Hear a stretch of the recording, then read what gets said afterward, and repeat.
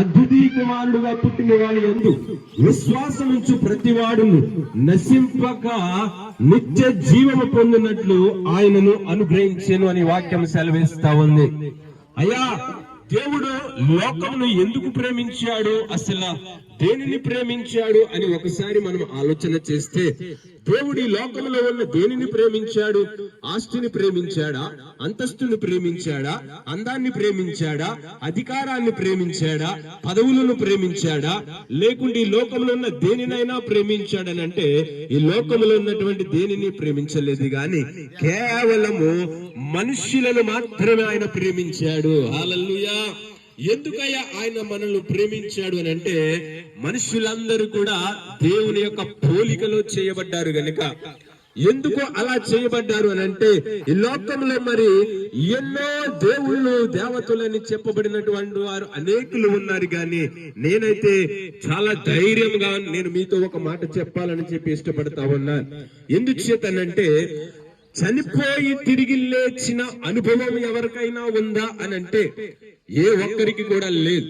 చనిపోయి తిరిగి లేచిన వారు ఎవరయ్యానంటే కేవలం యేసు క్రీస్తు ప్రభువారు మాత్రమే. ఎందుకు అనంటే, దేవుడు మన ఎడల తన ప్రేమను వెల్లడిపరుచుచున్నాడు. దేవుడు మన ఎడల ఆయన ప్రేమను కనపరుస్తూ ఉన్నాడు. ఎట్లనగా మనమింకను పాపులమై ఉండగానే యేసు క్రీస్తు వారు మన కొరకు చనిపోయారు. మనం ఇంకను పాపులమై ఉండగానే, నిజమే కదా. ఏ క్రైస్తవులు వచ్చినా ఎవరైనా ఏమని అంటారంటే, క్రైస్తవులు వస్తే చాలు పాపము పాపము అని బోధిస్తారు, పాపము అని మాట్లాడుతారు అని అంటారు. నిజమే. పాపం అంటే ఏంటి అసలు ఒకసారి ఆలోచన చేద్దామా? నిజానికి వ్యభిచారం చేస్తే పాపం అంటారు, లేకుంటే దొంగతనం చేస్తే పాపం అంటారు, నరహత్య చేస్తే పాపం అంటారు, లేకుంటే ఏదైనా పెద్ద నేరం చేస్తే పాపము అని అంటారు. నేనేమంటానంటే, పెద్ద నేరాలు చేయడం పాపము కాదు, పాపమే, కానీ మరీ చిన్నదైనది కూడా పాపమే అని చెప్పి వాక్యాన్ని సెలవిస్తామని. ఏంటో తెలుసా? అది అబద్ధం ఆడడం కూడా పాపమేనంట. మరి అబద్ధం అంటే ఏంటి అసలు? మనస్సులో ఒకటి ఉంచుకుని, మన హృదయంలో ఒకటి ఉంచుకుని నోటితో మరొకటి మాట్లాడడం కూడా పాపమే. మరి ఆ పాపం నుంచి ఎవరయ్యా విడిపిస్తారు మనల్ని? మరి ఆ పాపము కనుక విడిపించకపోతే మన పరిస్థితి ఏంటంటే, ఆ పాపము ద్వారా వచ్చిందేంటో తెలుసా? మరణము. మరి ఆ మరణం నుంచి విడిపించగలిగినది ఎవరు అనంటే, పాపము లేనంటే వాడు మాత్రమే విడిపించగలరు. పాపము లేనంటే వారు ఈ భూమి మీద ఎవరైనా ఉన్నారు అనంటే ఏ ఒక్కరు కూడా లేరు. రాజుల దగ్గర నుంచి, అధికారుల దగ్గర నుంచి, ప్రధానుల దగ్గర నుంచి, మంత్రుల దగ్గర నుంచి అందరూ కూడా పాపము చేసినట్టు వారే. అందరూ పాపము చేసినట్టు వారే. మరి అలాంటి పాపములు ఉన్న ఈ అధికారులు గాని, ప్రధానమంత్రులు గాని, మంత్రులు గాని, ముఖ్యమంత్రులు గాని ఎవరైనా విడిపించగలరా అంటే ఏ ఒక్కరు కూడా విడిపించలేరు. ఎందుకో తెలుసా? ఏ భేదము లేదు. అందరూ పాపము చేసి దేవుడు అనుగ్రహించి మహిమను పొందుకోలేకపోతున్నారు అని వాక్యం సెలవిస్తా ఉంది. దేవుడు అనుగ్రహించి మహిమను పొందుకోలేకపోతున్నారంట. ఎందుకో తెలుసా? అందరూ కూడా పాపం చేసి చెడిపోయారంట. అందరూ కూడా. ఇక్కడ అందరూ అనంటే ధనవంతులని దరిద్రులని లేదు, చదువు ఉన్నవారు చదువు లేని వారని లేరు, లేకుంటే బలవంతుడు బలహీనుడని లేదు. వాడు ఆస్తి ఉన్నది లేకుంటే వీడు ఆస్తి లేదు, వీడికి అందం ఉంది అందం లేదు అనేది ఏమీ లేదు. పొట్టివాడు పొడుగు వాడని కూడా ఏమీ లేదు. అందరూ కూడా సమానమే దేవుని ఎదుట. హల్లెలూయా. కాబట్టి ప్రియ స్నేహితులారా, అందరూ పాపం చేసి చెడిపోయారు. మరి ఆ పాపము చేసి చెడిపోయిన వారిని విడిపించాలంటే ఏ పాపము లేనంటే వాడు కావాలి. మరి ఎవరు ఏ పాపము లేనంటే వారంటే, ఇదిగో బైబిల్ సెలవిస్తా ఉంది, నాలో పాపం ఉందని చెప్పి మీలో ఎవరైనా నిరూపించగలరా అని చెప్పి. నిజమే కదా. యేసుక్రీస్తు వారు జననము దగ్గర నుంచి మరణము వరకు ఏ పాపము లేనంటూ వాడు ఆయన మాత్రమే మనల్ని విడిపించగలిగిన సమర్థుడైన దేవుడు. హల్లెలూయా. కాబట్టి ప్రియ స్నేహితులారా, జ్ఞాపకం చేసుకునండి. స్నేహితులారా ఆలోచన చేయండి. ఎందుకు మేమెంత ప్రయాసపడి మీ మధ్యకు వచ్చి మరి మీలాంటి మాటలు మీతో పంచుకుంటా ఉన్నాం. దేవుడు సర్వశక్తిమంతుడైన వాడు, దేవుడు జీవము కలిగిన వాడు, దేవుడు ఎంతో సంతోషమును, సమాధానమును, ఆనందమును ఇచ్చేవాడు. ఆయన శక్తి ఉంది, ఆయన బలం ఉంది, ఉంది, ఆయన నామంలో సంతోషం ఉంది, ఆయన నామంలో ఆనందం ఉంది, ఆయన నామంలో ఐశ్వర్యం ఉంది, ఆయన నామంలో జ్ఞానం ఉంది. ఏ నామములో లేనంటిది కేవలం యేసుక్రీస్తు వారి నామంలో మాత్రమే ఉంది.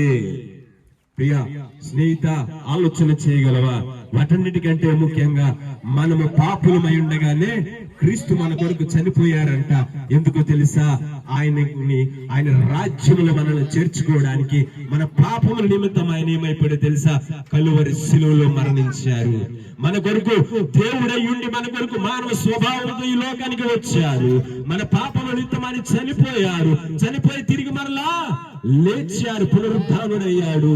ఆ పునరుద్ధానుడైనటువంటి క్రీస్తునే మేము ప్రకటిస్తా ఉన్నాం. హల్లెలూయా. ఆలోచన చేయండి.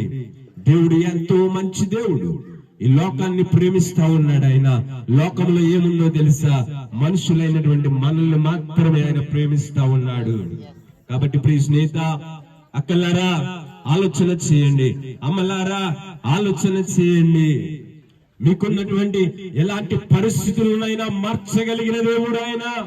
సంతోషమనిచ్చే దేవుడు, సమాధానమనిచ్చే దేవుడు, ఆనందమనిచ్చే దేవుడు ఆయన. నీకు సంతోషము, సమాధానం, ఆనందము ఎక్కడా కూడా దొరకలేదు. శాశ్వతమైన సంతోషం ఇచ్చేవారు ఎవరో తెలుసా? కేవలం యేసుక్రీస్తు ప్రభు వారు మాత్రమే. ఆయన యొద్ద మాత్రమే దొరుకుతూ ఉంది. ఆ సంతోషాన్ని మీరు పొందుకోవాలనుకుంటున్నారా? ఆ సమాధానాన్ని మీరు పొందుకోవాలనుకుంటున్నారా?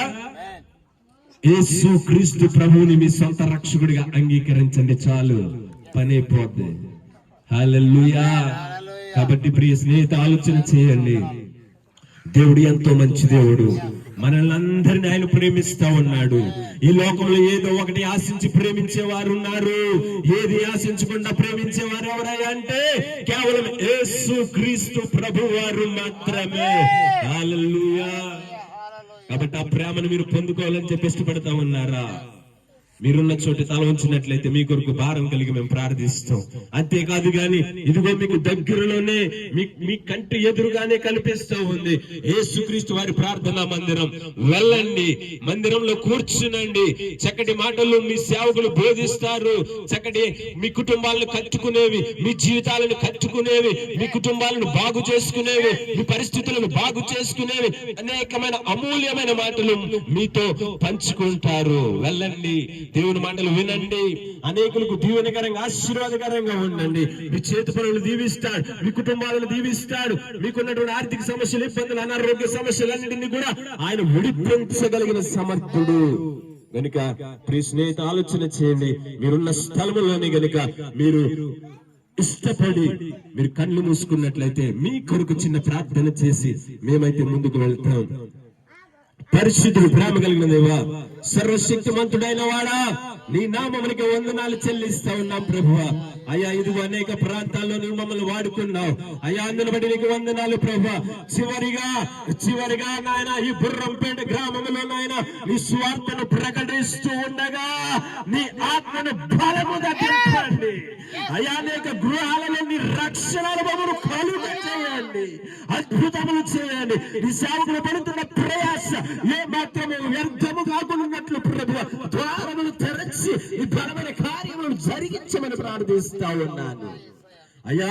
ఏ గృహంలో అయితే రక్షణ కరువు ఉందో, ఏ గృహంలో అయితే నేరుగా ఉన్నారు, వారందరూ ప్రభువుని తెలుసుకోవడానికి, వారందరూ నిన్ను గురించి నాయన తెలుసుకోవడానికి నీ కృప చూపించు, మార్గములను సరళము చేసి ప్రభువాని గొప్ప కార్యములు జరిగించమని వేడుకున్నా అయ్యా. నీ సేవకుడు జ్ఞాపకం చేసుకోనండి. సోదరుడు జోసెఫ్ గారు ఎంతో ప్రయాసపడుతూ ఉండగా అయ్యా, మందిరం యొక్క సరిహద్దులు విస్తరించబడుగాక.